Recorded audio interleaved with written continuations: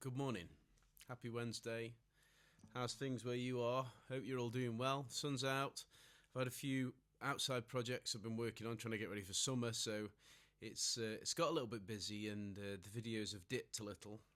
But it's nice to see that a few folks have subscribed and kept me chugging along with what I've been doing here, so appreciate that. And one or two nice comments too, so it's really good of you to just take the time to say hello and that you're enjoying what's going on the channel. Thank you.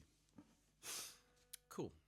So with that being said, I'm going to break my own rule today, as I often seem to do. I'm not going to teach you more than one thing. It's going to be one thing. So the fundamental of the channel stands strong.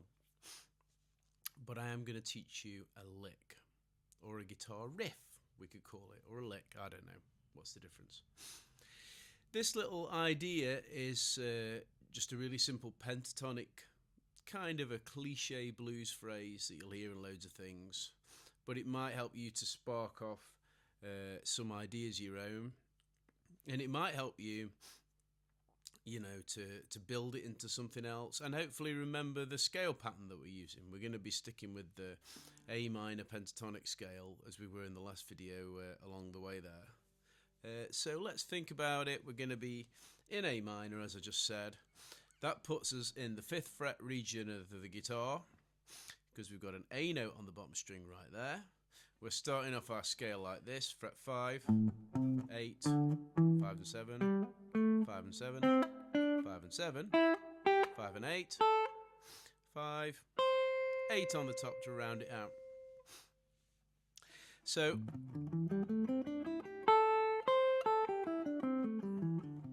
there's our scale pattern. But this little lick, this little idea, is going to need us to actually reposition some of the notes that we've got there. And it's going to work to our advantage because it enables us to phrase it in a certain way by using slides and just more interesting stuff to sort of bring those notes to life a little bit. I hope you can see all right, because it's suddenly gone bright again now. Should be okay. The sun's going in and out a little bit. So without further ado, here is the idea. I'm starting on fret 7. I'm going to put this on the Instagram thing as well if I think on. I'm starting on fret 7, string 3. I'm sliding with my 3rd finger to 9. Okay. Then I'm playing string 2, fret 8. And then I'm coming back, so my hand's sliding back to fret 7 on string 3. Then my 1st finger's playing fret 5 on string 3. Did I say that right? I don't know. I'll check after. And then my last note is fret 7, string 4, which is the root note of the scale. It's the A. Okay, let's try it again. Sliding 7 to 9 on the 3rd. Playing the 8th on the 2nd string, moving back to my original position. Then it's fret 7, fret 5 on string 3, going to string 4, fret 7. Okay, there we go. Really common in kind of R&B, soul, blues predominantly, but jazzy things. People, the guitarists like someone like Kenny Burrell, the jazz players who play with an ear for the blues, and a lot of blues vocabulary would certainly use that one. So here it goes. If you're my generation, it sounds a bit like the Hollyoaks theme music. Probably have to be British to get that one. So the slide we did cover in a video way back in the day. 3rd finger is important to use for that one. 2nd finger when you land on 8 on the 2nd string, moving back into your position. So that means sliding back to the fret 5 position with your 1st finger, so it's back in that place we started out on. So yeah, it is kind of a blues cliche, but maybe you can phrase it. Remember the phrasing video? Maybe you can D4.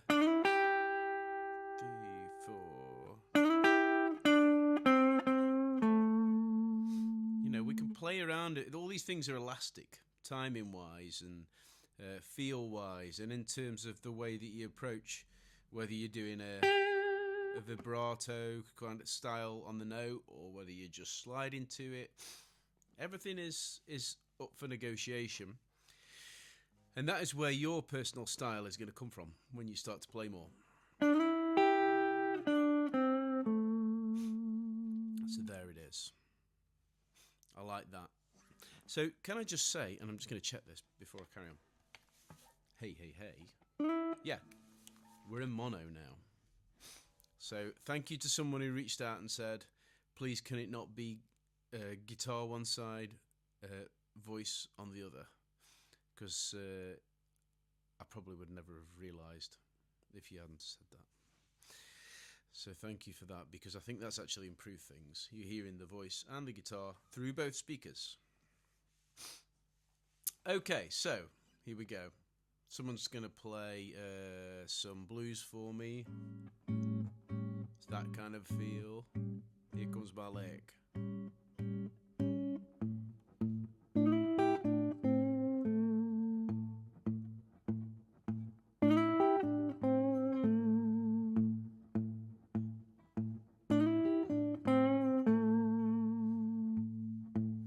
Now, hey, wait a minute.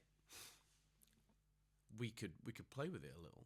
And this is similar to what we've done some of the, with some of these other little licks where we've done the one way down there. We could even decide to nod to the D chord when that comes along. At the fifth bar of the progression is a D. So I could go land on fret 7. That's a D note in the middle of my pentatonic scale on the third string.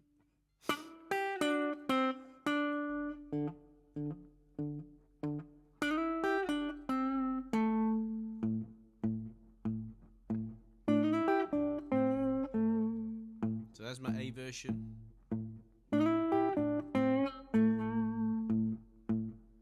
Here's my D version. Sorry, my thumb went crazy then.